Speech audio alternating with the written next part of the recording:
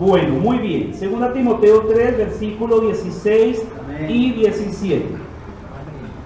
Toda la escritura es inspirada por Dios y útil para enseñar, para redarguir, para corregir, para instruir en justicia, a fin de que el hombre de Dios sea perfecto, enteramente preparado para toda buena obra.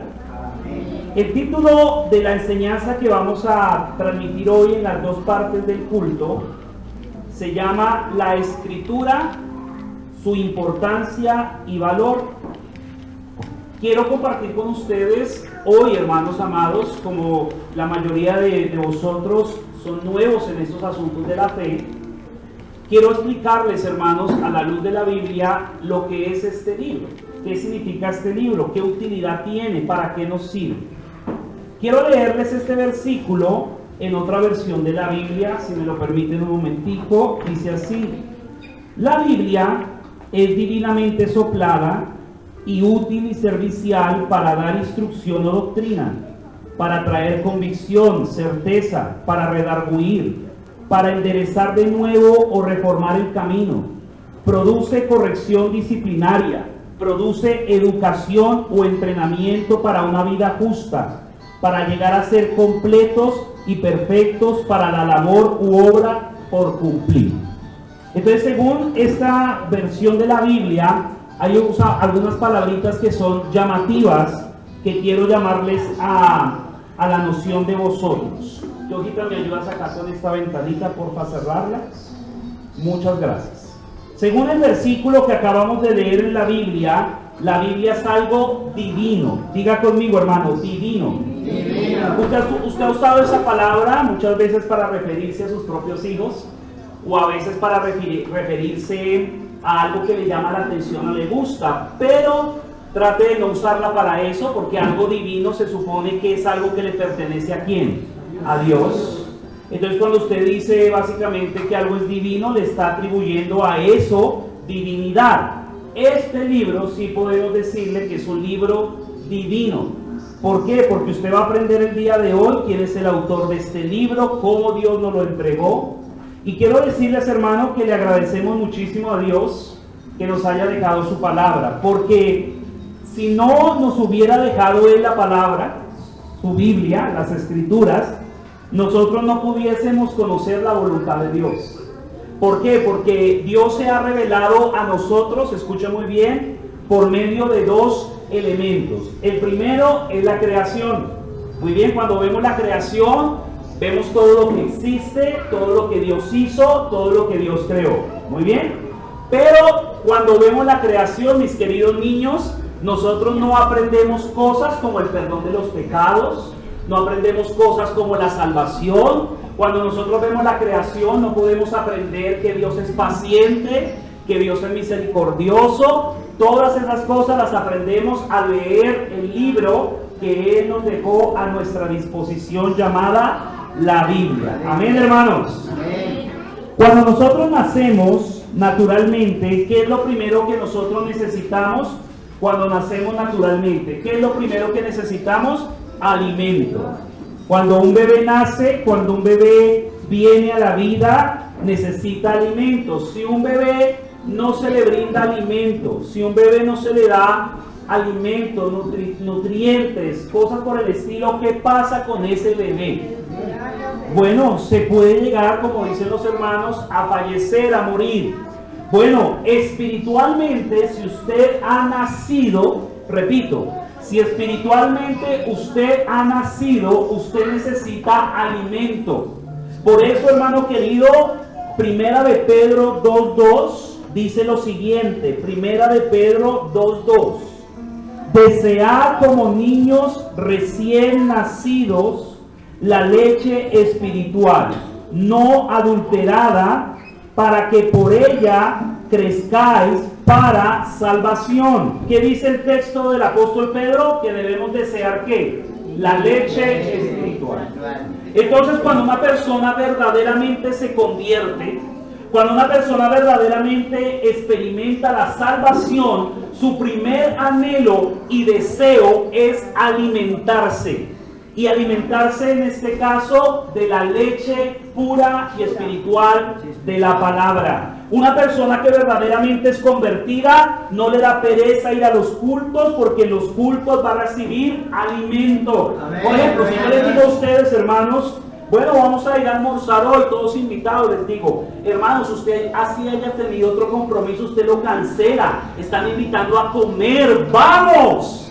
Bueno, de la misma manera, cada culto, hermano amado, es una invitación a recibir alimento espiritual. Cada culto es una invitación para recibir alimento espiritual. Mateo capítulo 4, versículo 4. Mateo 4:4. Búsquelo mientras le explico algo, hermano. La palabra desear en primera de Pedro 2:2 quiere decir anhelar profundamente algo. Anhelar profundamente algo. Mateo 4:4 dice, él respondiendo dijo, escrito está, no solo de pan vivirá el hombre, sino de toda palabra que sale de la boca, de la boca, de la boca. Entonces, querido hermano y hermana que se encuentra en este lugar reunido, usted necesita alimentarse con la palabra. Miren, hermanos, la primera compra que un creyente nuevo debe procurar hacer es su propia Biblia. ¿Por qué, hermano? Porque usted necesita recibir alimento. Ese alimento usted lo debe recibir no solo el día del Señor, hoy domingo, no solo los jueves que tenemos estudio bíblico. Usted debe alimentarse todos los días.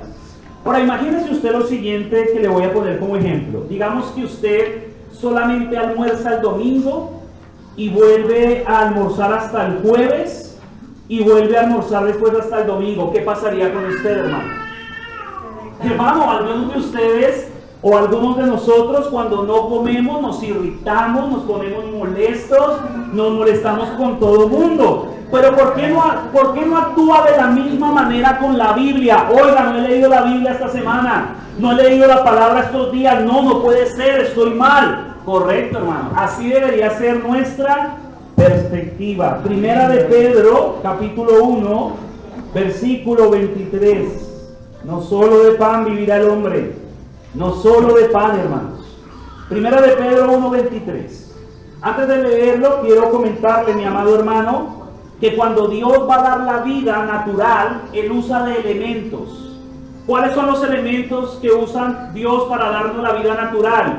Bueno, Él usa al Padre, usa a la Madre para producir vida natural. Bueno, Él también para producir la vida espiritual usa dos elementos. Uno de ellos es el Espíritu Santo y el segundo, la palabra. ¿Ya tienen primera de Pedro 1:23? Muy bien. ¿Ya lo tienen en pantalla, hermanos? ¿También? Eso. Ya lo encontré, dijo una hermana. Primera de Pedro 1:23. Siendo renacidos, no de simiente corruptible, sino de incorruptible, por la palabra de Dios que vive y permanece para siempre. Su palabra, hermanos, según este texto, es uno de los instrumentos o medios que Dios usa para producir en las personas el nuevo nacimiento. ¿Qué es el nuevo nacimiento, querido hermano? Es la vida nueva que Dios nos da. La vida nueva que Dios nos da para que lo comencemos a seguir. La vida nueva que Dios nos da para que comencemos a obedecerle. La vida nueva que Dios nos da para que comencemos a seguir sus pasos, seguir su camino, seguir su voluntad. Esa vida nueva, querido hermano, viene cuando escuchamos la palabra. Por eso cuando nosotros evangelizamos, todos los niños atentos, usamos un elemento como esto. Esto se llama un tratado o un folleto. Si usted no lo ha recibido, al final pídame uno para que lo pueda leer. ¿Qué contiene este folleto? Este folleto contiene por lo menos 10, 15 versículos donde se explica la palabra. Cuando una persona lee la palabra, el Espíritu Santo usa esa palabra para producir en esa persona vida espiritual. Muy bien, entonces diga conmigo, la palabra produce vida espiritual. Los niños, a ver, los niños de allá atrás, los niños de allá atrás y los de acá, digan conmigo, la palabra produce vida espiritual. Excelente, muy bien, muchachos. En nuestras manos, los que tienen una Biblia, tenemos en este momento aquí 66 libros. Literalmente tenemos aquí una biblioteca divina con historias reales, con relatos incomparables, con poesía, con profecía, con promesas, con advertencias, también con amenazas, con bendiciones, con maldiciones. Tenemos en este tomo la voz de Dios para nosotros. Uy, pastor, eso está como muy grueso, eso es mucha información. Hermano, no, cuando usted se da y empieza a leer la Biblia, si usted es un verdadero cristiano, escuche muy bien, si usted es un verdadero hijo de Dios, usted anhelará seguir leyéndola, seguir aprendiendo, preguntará, hablará, comentará y dirá. Aunque sea el libro más atacado de todos los tiempos, el más juzgado, el más criticado, es el libro más poderoso, es el libro verdadero, es el libro más confiable. Querido hermano, la Biblia sigue siendo el libro que transforma vidas. Hermano, vea, usted puede tener problemas, llámese de drogas, de alcohol, de vicios, no sé cuál sea su problema, pero la ciencia, la psicología y todas esas ramas que también son importantes no pueden llegar al meollo del asunto. ¿Cuál es el meollo del asunto? El corazón. No pueden llegar ahí. ¿No pueden llegar a dónde? Al corazón. ¿Dónde está el meollo del asunto? En el corazón. Y solo la palabra puede llegar allí. Hebreos. Vamos al libro de Hebreos, capítulo 4. Todos por favor en silencio. Hebreos capítulo 4. Miren lo que dice la palabra del Señor. Hebreos capítulo 4. Versículo 12. Búsquelo ahí en su Biblia. Porque la palabra de Dios es viva y eficaz, y más cortante que toda espada de dos filos, y penetra hasta partir el alma. ¿Sí? ¿Hasta dónde llega la palabra? Hasta el alma. Hasta el alma, hermanos. Y el espíritu. Luego menciona las coyunturas y los tuétanos.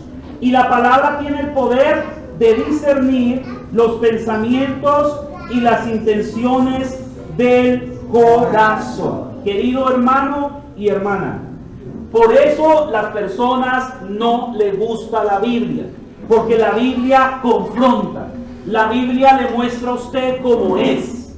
Por ejemplo, la Biblia dice que somos pecadores. Si usted, por ejemplo, no cree eso, pues la Biblia se lo va a decir continuamente: somos pecadores, somos pecadores.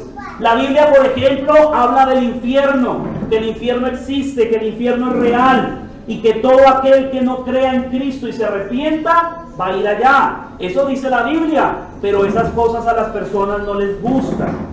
Ahora yo le hago una pregunta, hermano.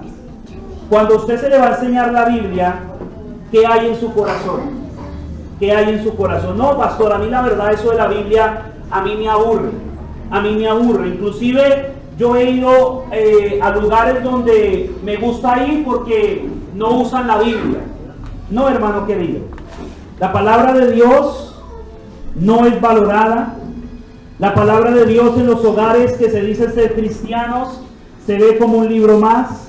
En algunos hogares solo se encuentra cuando se limpia el polvo de la casa. Sí, hermanos, inclusive hay cristianos, si se les puede llamar de esa manera, que cuando, por ejemplo, no sé, vienen a la reunión, le preguntan al esposo: hermano, amor, ¿dónde está? ¿Dónde dejamos la Biblia hace 8 días? ¿Dónde la dejamos que no la encuentro? Pero se le ha perdido el celular y usted empieza como loco a buscarlo, empieza desesperado, pelea con sus hijos, trata mal a su esposa porque se le perdió el aparato. Pero cuando se nos pierde la Biblia o no la encontramos, nos da lo mismo. ¿Saben por qué? Porque cuando, escuchen muy bien, cuando ustedes, amados niños, jóvenes, adultos, cuando nosotros despreciamos la Biblia, estamos despreciando al autor de la Biblia, que es Dios. Tremendo, pastor, tremendo. En algunos casos, las Biblias están intactas por la falta de uso. Usted abre algunas Biblias y hasta las hojas están pegadas porque no la abren. No la abren, hermano, les da pereza hacerlo. Pero eso sí, el celular, ¿no? Las redes sociales, el TikTok, el Instagram, el Facebook, todas las cosas, el YouTube. En otros casos, hermanos, las Biblias están completamente rotas. Hay algunas Biblias que por ahí he visto que les falta hasta Génesis o Apocalipsis. Descuido, hermano. Inclusive cuando a usted le llega una bendición económica, usted prefiere cambiarle el vídeo al celular que le vale 25,000 pesos que comprarse una Biblia que vale 15,000 pesos. Uy, pastor, yo no vino a que me regañe. No, señor. Es que debemos concientizarnos. La palabra de Dios es importante. Hay Biblias que el chocolate está regado en ellas. ¡Qué tristeza! Hay Biblias que están allá en la biblioteca con los otros libros olvidadas. Hermanos, el llamado que yo como pastor les hago en este día es que volvamos a la Biblia. Niños, ustedes necesitan la Biblia. Niños, díganle a papito en sus cumpleaños ahorita que vienen: papi, yo no quiero un monstruo, yo no quiero un dinosaurio, yo no quiero un tractor, yo no quiero un monopolio, yo quiero una Biblia, papito, yo quiero una Biblia. Gracias, hermana, muy bien. Muchos hombres, en primer lugar, vamos a entrar en materia, creen que la Biblia es un libro atrasado, que ya pasó de moda. Hay jóvenes que se burlan de la Biblia. Pues la Biblia habla de ellos. Dice la Biblia: dice el necio en tu corazón, dice el necio en su corazón, no hay Dios. Solo una persona necia no obedece la palabra y no la aprecia. Muchos hombres creen que la Biblia es un libro atrasado que ya pasó a la historia. Dice que estaba bien para los tiempos remotos, que contiene algunas páginas buenas históricas, pero no sirve para hoy, que vivimos en un siglo de avances tecnológicos. Hermano querido, la Biblia nunca pasa de moda. Hagamos de cuenta, hermanos, que vamos a comparar por un momento este libro llamado la Biblia con el sol. ¿Hace cuánto existe el sol? Hombre, existe desde el momento en que Dios decidió que existiera en Génesis, que creó la lumbrera mayor, el sol, y la lumbrera menor, la luna. Desde ahí existe el sol. Ahora, ¿lleva muchos años existiendo el sol? Claro, mucho tiempo existiendo el sol. Entonces, si pusiéramos comparar la Biblia con el sol, diríamos que el sol entonces está pasado de moda. ¿Ya para qué usamos el sol? Ya no usemos el sol. Simplemente digámosle al Señor que lo tape, que lo oculte, que ya igual como el sol es tan viejo, tan antiguo, no lo necesitamos. ¿Sería algo correcto decir eso? No. El sol lo necesitamos. Yo sé que a veces hace tanta calor que a veces nos da ganas de andar en bermuda, yo les entiendo. Pero el sol es necesario. El sol es necesario, mis niños, para la tierra, para los cultivos, para todo, para los alimentos. El sol es necesario en correctas proporciones para nuestra piel. El sol es necesario, el sol es necesario. Lo mismo en la palabra. La palabra puede tener muchos siglos, puede tener mucho tiempo, pero ella sigue vigente. Y nosotros como iglesia cristiana bíblica debemos estar enseñando es la palabra, hermanos. Sí, señores, la palabra. Ya no venimos a divertirlo a usted, a contar chistes, a contar cosas por el estilo. No, la palabra es lo que viene a traer fortaleza a nuestra vida. Primer punto de hoy para rematar nuestra escuela dominical. ¿Por qué es importante la Biblia y por qué es valiosa? ¿Alguien desea opinar? Porque es inspirada por Dios. Muy bien, hermana, gracias. Muy buen punto, porque es inspirada por Dios. Otro aporte. ¿Por qué la Biblia es importante y valiosa? Nos enseña. ¿Qué más? Nos instruye. ¿Tú, princesa?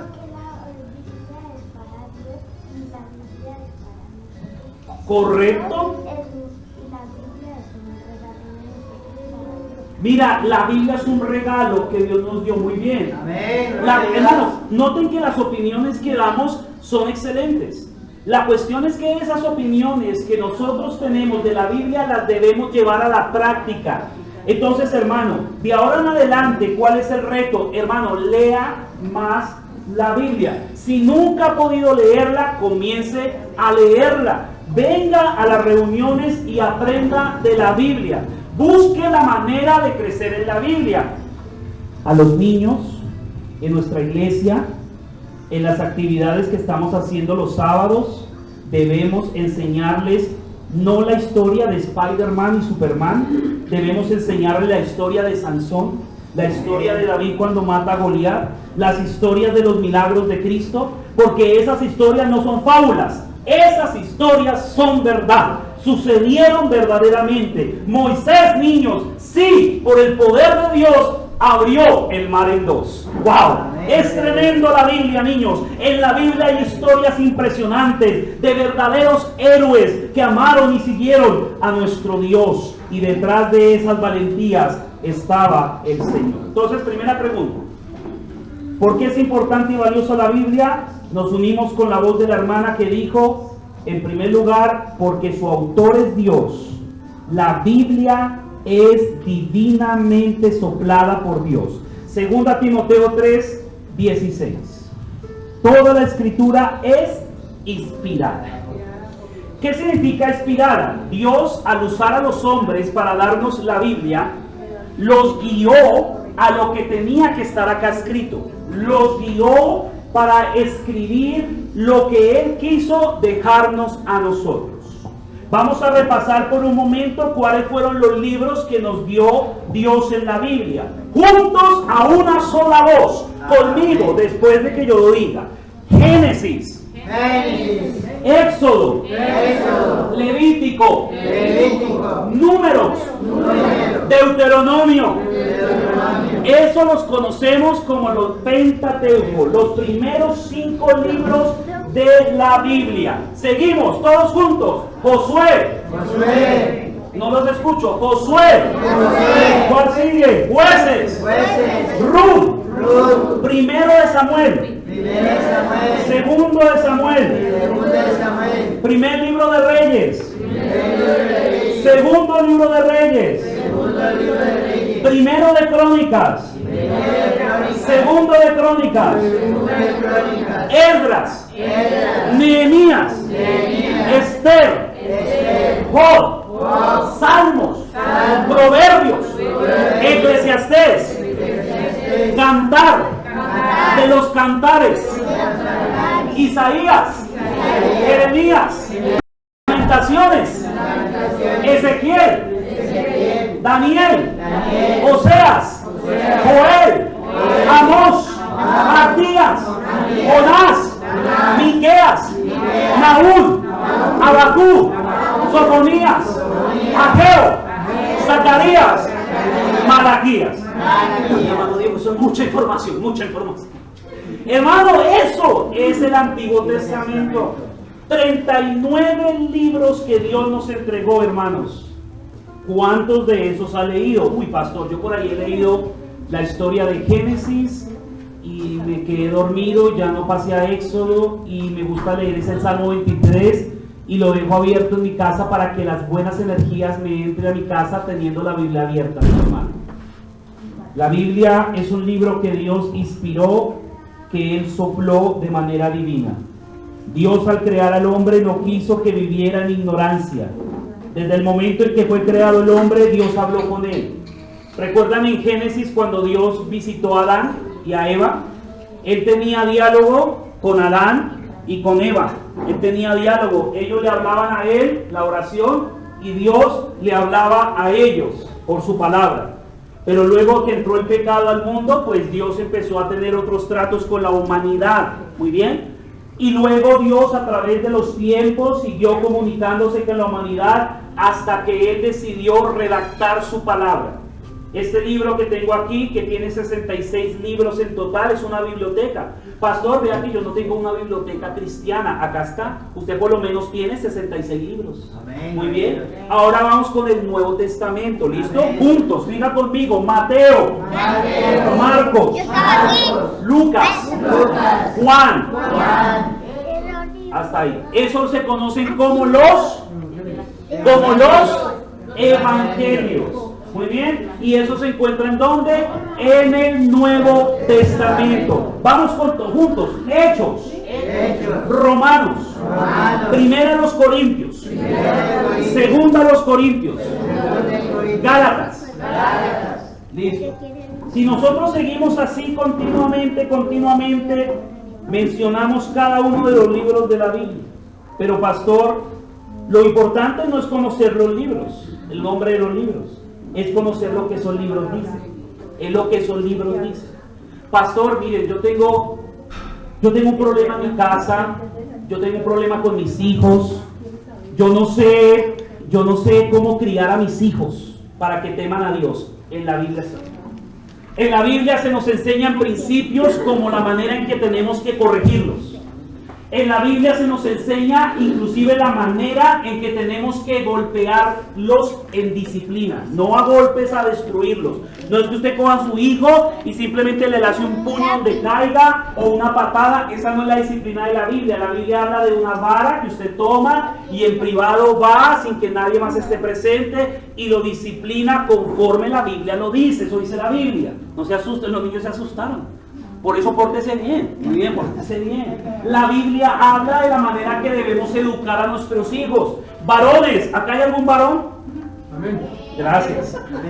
La Biblia nos dice cómo tenemos que actuar como varones, que tenemos que ser respetuosos con el sexo opuesto, que tenemos que tener cuidado con lo que vemos con los ojos, que tenemos que tener cuidado cómo tratamos a nuestra esposa si la tenemos. Todo eso lo enseña este libro. Amén. Pero ¿sabe por qué usted no lo conoce, hermano? Porque no lee la palabra. Tiempo más adelante, hermanos, después de que Dios se empezó a revelar al hombre allí en Génesis, Dios comenzó a utilizar alrededor de 40 escritores por más de 1500 años para hacer posible que nosotros tuviéramos la palabra. Todos juntos a segunda de Pedro 1, segunda de Pedro 1, verso 20. Segunda de Pedro 1, 20.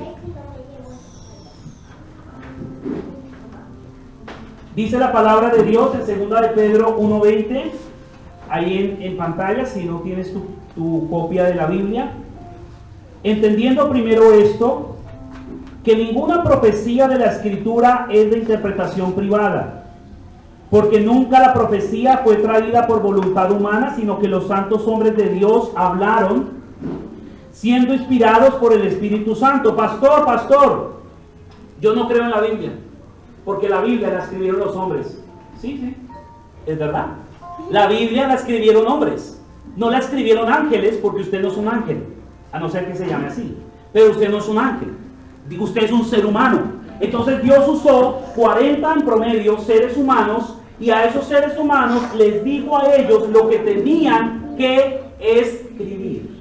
Entonces cuando se encuentre por ahí con alguien que le diga, yo no creo en la Biblia, porque la Biblia la escribió el hombre, pues ¿quién quería que la escribiera? ¿Extraterrestres, ángeles? ¿Qué quería que la escribiera? O sea, ¿quién? Pues hombres, porque es el mensaje de Dios. ¿Para quiénes?